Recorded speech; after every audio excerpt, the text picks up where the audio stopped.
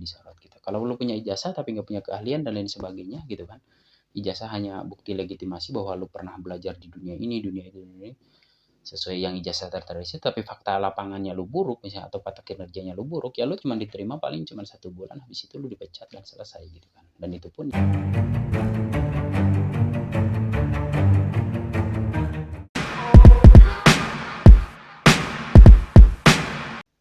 Assalamualaikum warahmatullahi wabarakatuh. Ketemu lagi sama gue Zas di Ngobras, ngobrol bareng Zas. Tapi kali ini bukan ngobrol bareng gue ya kan, tapi silakanlah kalian mau menginterpretasikannya seperti apa. Tapi di sini gue mau ngomong sendiri gitu kan. Karena teman gue yang biasa nemenin gue itu dia sangat sibuk gitu kan. Dan gak ada cadangannya gue ya kan. Sebagai itu pemula gue juga ingin ngasih tahu, mohon maaf banget kalau misalnya editingnya sangat buruk gitu kan. Ya maklum lah, tapi gue janji ke depannya insya Allah akan selalu diubah dan diperbaiki begitu. Nah, di kali ini gue akan ngebahas soal requestan dari salah satu subscriber gue gitu. Jadi dia minta, bang bahas tentang pendidikan gitu kan. Sebenarnya agak mengejutkan sih buat gue gitu kan. Kenapa begitu? Karena gue bukan peneliti pendidikan gitu kan. Gitu. Gue sendiri ya nggak begitu tahu banyak gitu kan. Nah, kalau misalnya bicara soal indeks pendidikan internasional nih, pertama ya gue buka gitu kan. Itu sekitar bulan Desember tahun 2019 gitu kan. Apa sih namanya? Program for International Student Assessment ya, atau PISA gitu. Itu mengumumkan bahwa peringkat pendidikan di Indonesia itu menempati peringkat ke-72 dari 77 negara. 6 terbawah berarti gitu ya. Dan itu tidak begitu baik. Kemudian di ASEAN sendiri kita menempati peringkat ke-7 dengan skor 0,600 berapa gitu ya, lupa gue. 622 kalau nggak salah gitu kan. Masih kalah jauh sama Thailand, masih kalah jauh sama Filipina yang mendapatkan skor 0,661.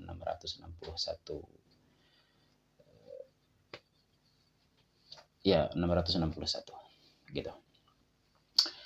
Kemudian apa namanya? Pendidikan di kita kok skornya buruk banget sih gitu kan. Apa sih penyebabnya ya? Gue sendiri sih nggak bisa memastikan apa penyebabnya gitu ya. Tapi kalau misalnya dilihat dari anggarannya cukup tinggi gitu kan untuk pendidikan kita. Jadi seharusnya bisa menghasilkan kualitas manusia atau SDM yang cukup baik gitu seharusnya gitu kan. Berapa sih anggarannya bang yang dikeluarkan oleh pemerintah? Di tahun 2019 aja sepengetahuan gue itu pemerintah itu menganggarkan sekitar 492 triliun gitu. 492,5 triliun. Kemudian di tahun 2020 Presiden mengatakan anggaran untuk pendidikan di Indonesia itu naik 2,7%, jadi sekitar 505,8 triliun gitu. Nah, jadi kok kualitasnya masih seperti ini? Ya entah itu urusan yang berwenang ya menurut gue sih untuk memperbaiki sistem. Tapi kita juga sama-sama harus bisa apa ya, ikut berkontribusi dalam memperbaiki sistem pendidikan di kita gitu kan.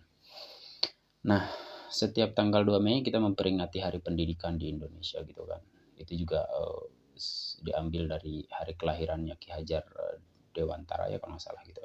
Sebagai Bapak Pendidikan Nasional kan, seperti itu gitu kan. Apa namanya? Pertanyaan dari teman gue tuh, gue nanya kan begini. Di Japri itu gue nanya, gue bilang bagian mana yang mau ditanyakan kan gitu. Karena bicara soal pendidikan kan luas juga gitu kan. Akhirnya dia mungkin berpikir dan memilih pertanyaannya, dia bilang orang tua itu tujuannya menyekolahkan anaknya itu untuk apa gitu. Itu yang pertama. Nah kalau misalnya gue jawab yang pertama itu, orang tua untuk apa sih menyekolahkan anaknya? Ya tentu saja supaya anaknya menjadi anak yang pintar gitu. Karena kalau orang yang pintar itu kan di dalam hidupnya selalu bergelut dengan pengetahuan atau ilmu gitu kan. Nah begitu. Tapi ya mungkin kalau misalnya soal skill atau hal yang lainnya ya itu ntar dulu lah gitu kan. Terus kemudian tapi faktanya misalnya si anaknya tetap bodoh gitu. Nah ini persoalan ini ya harus diperbaiki gitu kan oleh sistem pendidikannya itu sendiri, gue bilang begitu kan. Jangan sistem pendidikannya nampaknya mungkin ya gitu masih sebatas seremonial gitu sampai hari ini, belum tiba atau belum sampai kepada inti gitu kan. Nah, terus kemudian pertanyaan yang kedua tuh apa nih? Di sini gue tulis pertanyaan yang kedua adalah bakat dan skill gitu kan. Maksudnya teman gue mungkin begini gitu kan. Seorang anak yang disekolahkan oleh orang tuanya itu mungkin untuk dicari bakat dan skillnya dia. Karena hakikatnya bakat dan skill itu apa namanya, bakat itu menurut gue pribadi sih lebih dekat kepada kecerdasan gitu ya, si anak terhadap sesuatu gitu. Nah, jadi mungkin untuk digali gitu kan, dia dimasukkan ke sekolah dasar kemudian SMP dan mungkin untuk digali bakatnya apa, dan mungkin si orang tua juga, yang sebagian orang tua gitu ya, atau mungkin semua orang tua atau wali apa namanya itu, orang tua si murid ya, itu mengharapkan si anak itu ditemukan bakatnya apa dan dibimbing atau didampingi oleh guru itu untuk supaya dia bisa mencapai puncak dari bakatnya itu gitu, supaya menjadi anak yang memiliki apa namanya, manfaat bagi bangsa di masa depan kan, seperti itu gitu kan. Terus kemudian pertanyaan yang ketiga gitu kan, kenapa sih di kita itu ijazah gitu ya selalu apa namanya, bisa selalu mengalahkan apa sih ini pertanyaannya itu. Kenapa sih ijazah itu selalu mampu mengalahkan bakat ya, kalau nggak salah ya gitu ya pertanyaannya ya kan.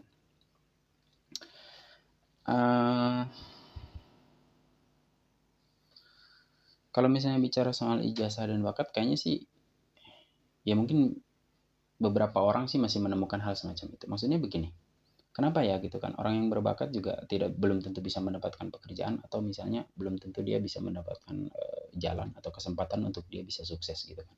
Karena dia tidak memiliki ijazah gitu kan. Padahal sebenarnya dia punya keahlian gitu kan. Kalau soal ijazah menurut gue pribadi sih ya penting gak penting sih ya gitu kan di dunia pekerjaan. Karena di dalam lowongan-lowongan pekerjaan pun gue baca ijazah itu paling cuman salah satu syarat dari beberapa syarat yang ada gitu kan. Kalaupun ada ijazah, kalau misalnya syarat sisanya yang lain ya akan menjadi sulit untuk diterima di suatu perusahaan kalau memang tujuannya adalah pekerjaan gitu kan. Kalau gue sendiri punya pendapat dari dulu bahwa orang yang kuliah gitu kan, atau yang berpendidikan itu atau yang sekolah itu, harusnya dia keluar dari sekolah itu justru mampu menciptakan lapangan pekerjaan, bukan bersaing dengan anak SMA dan SMP kemudian untuk mendapatkan pekerjaan gitu kan. Itu kan menjadi ya nggak fair lah kalau ibarat sebuah persaingan semacam itu.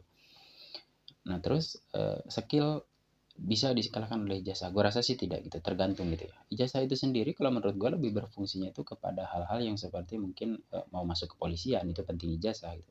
Terus juga mau menjadi seorang penerbang gitu, atau pilot mungkin ya, itu juga penting ijazah. Kedokteran juga itu penting ijazah gitu. Karena kenapa? Karena ijazah itu membuktikan bahwa dia telah sekolah di dunia itu gitu. Kalau misalnya kedokteran kan nggak mungkin kita pelajari secara otodidak gitu, karena itu akan membahayakan si pasien gitu. Penerbangan juga kan itu akan membahayakan dirinya kan, seperti itu. Makanya dia perlu pendidikan. Nah, dengan pendidikan otomatis dia akan mendapatkan ijazah itu gitu kan. Tapi kalau untuk hal yang lain kayaknya enggak juga gitu. Jadi ya mungkin masih ada sih beberapa perusahaan yang memang sangat penting banget ijazah itu. Gunanya untuk apa ya? Bagi si karyawannya itu sendiri ya nggak tahu gunanya untuk apa. Tapi mungkin kalau misalnya bagi perusahaan bisa jadi sih ada gunanya gitu kan. Kalau gue sih punya opini begini, ijazah itu kan misalnya di setiap karyawan yang ada di perusahaan itu, misalnya rata-rata SMA sama S1 gitu kan, D3 SMA S1 gitu kan. Mungkin itu juga bisa menjadi salah satu apa ya, bukti bahwa perusahaan itu tuh bukan perusahaan kecil, atau misalnya bukan perusahaan biasa, tapi perusahaan yang luar biasa atau apa segala macam. Mungkin tujuannya untuk menarik investor atau apa segala macam ya gitu. Opini gue sih begitu gitu ya. Nah, kemudian dari itu semua gue menyimpulkan begini ya. Sebenarnya dunia pendidikan kita itu kenapa sih di dunia pun tidak terlalu baik ya? Gue sih apa namanya? Bukan mengiyakan ya. Itu semua tuh wajar gitu kan. Jika kita mendapatkan peringkat ke-72 gitu, di ASEAN mendapatkan peringkat ke-7, karena memang faktanya di kita itu instansi pendidikan itu kayaknya tidak mencetak manusia yang cukup baik gitu kan. Gitu. Coba aja lah di sama kalian semua dirasakan gitu kan. Contohnya orang yang pendidikannya S1 tapi secara akhlak dan moral masih lebih baik orang yang cuma lulusan SMA. Itu banyak yang terjadi seperti itu. Terus kemudian juga keluar dari sekolah itu si anak juga cenderung tidak memiliki keahlian apa-apa gitu kan. Nah, kalau misalnya kecuali hal 3 tadi itu seperti misalnya sedangkan lapangan pekerjaan yang tersedia itu kan nggak selalu soal itu gitu kan. Nah, jadi menurut gua jadi di setiap sekolah itu mungkin tidak mengajarkan atau tidak mengarahkan mereka kepada bakat-bakat mereka gitu di kita. Itu mungkin itu sih gitu yang menyebabkan masyarakat Indonesia ini jadi sering berbenturan gitu antara kemauannya dia, keahliannya dia dengan fakta setelah dia sekolah dia harus bekerja apa gitu. Nah, itu yang menyebabkan kegagalan.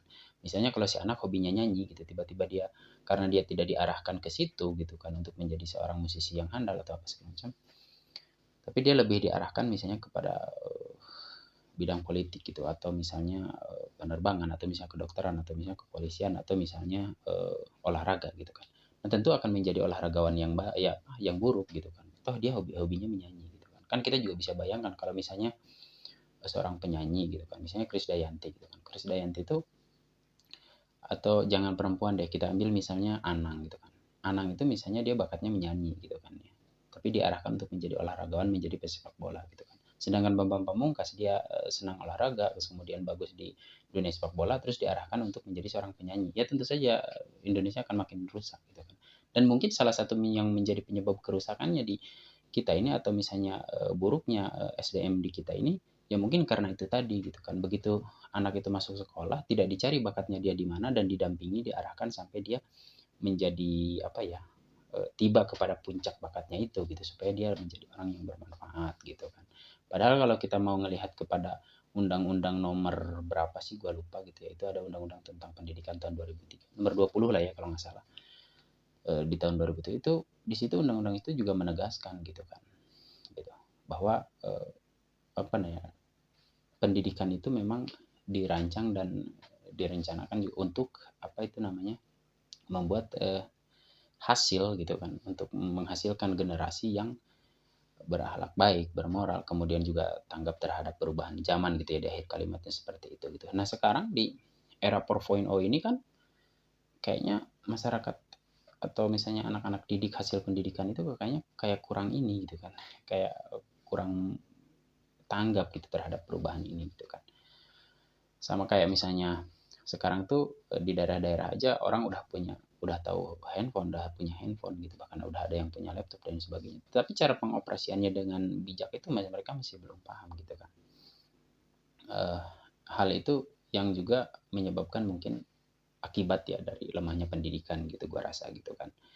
Jadi kalau misalnya kembali ke tadi pertanyaan ijazah dengan skill, kenapa sih ijazah selalu mengalahkan skill gitu kan? Ya nggak selalu begitu juga sih Bray gitu kan. Mungkin itu orang yang gak punya ijazah sih kayaknya gitu, dia terlalu melihat itu sebagai syarat yang sangat formal banget atau yang sangat penting banget gitu kan. Jadi dia ibaratnya mau ngelamar ke suatu perusahaan yang mengajukan beberapa syarat di situ, salah satunya ijazah gitu seperti S3 atau D3 dan lain sebagainya. Nah, kebetulan dia nggak punya ijazah, padahal sisa lainnya itu dia bisa memenuhi syarat-syarat sisa yang lainnya. Namun karena dia ngelihat bahwa ijazah ini selalu ada tercantum di situ, akhirnya jadi fobia tersendiri gitu bagi si calon peramal ini gitu kan. Pelamar pekerjaan ini gitu. Nah, makanya dia selalu berpikir, gua kan nggak punya ijazah itu, jadi nggak mungkin gua diterima gitu kan. Menurut gua sih begitu. Nah, buat teman-teman sih pesan dari gua, misalnya kalau misalnya ada lowongan pekerjaan misalkan lu punya keahlian apa gitu kan. Nah, kalau memang ada di situ keahlian yang benar-benar dibutuhkan dari diri lu oleh perusahaan itu, kalaupun lu nggak punya ijazah, lu coba lamar aja deh gitu kan.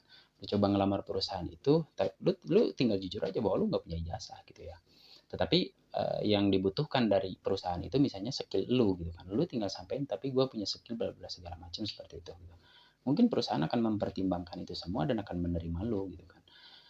Terus juga akhlak yang baik gitu kan, terus berintegritas dan sebagainya itu sangat diperlukan gitu kan oleh perusahaan kan seperti itu. Ijazah itu ya cuman syarat secara kertas itu cuma jadi syarat biasa aja yang cuman dilihat gitu aja kan. Sedangkan kan kepribadian lu, integritas lu, loyalitas lu gitu kan, keahlian lu itu kan akan selamanya disorot gitu. Kalau lu punya ijazah tapi nggak punya keahlian dan lain sebagainya gitu kan, ijazah hanya bukti legitimasi bahwa lu pernah belajar di dunia ini, dunia ini, sesuai yang ijazah tertera di situ, tapi fakta lapangannya lu buruk misalnya, atau fakta kinerjanya lu buruk, ya lu cuma diterima paling cuma 1 bulan, habis itu lu dipecat dan selesai gitu kan. Dan itu pun ya akhirnya berdampak kepada pengangguran bertambah lagi gitu kan.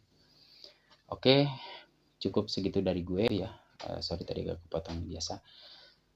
Jadi itu aja pesan dari gue, dan untuk yang tentang pendidikan sementara ini gitu ya.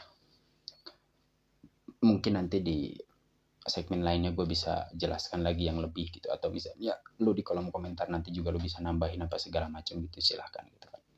Gue nggak bisa berbicara jauh lagi gitu karena ya gue cuman melihat keadaannya seperti itu gitu kan, dan apa yang udah gue baca tentang hal-hal lain juga ya itulah gitu, nggak jauh dari itu semua. Jadi sampai di sini untuk video kali ini. Terima kasih. Wassalamualaikum warahmatullahi wabarakatuh.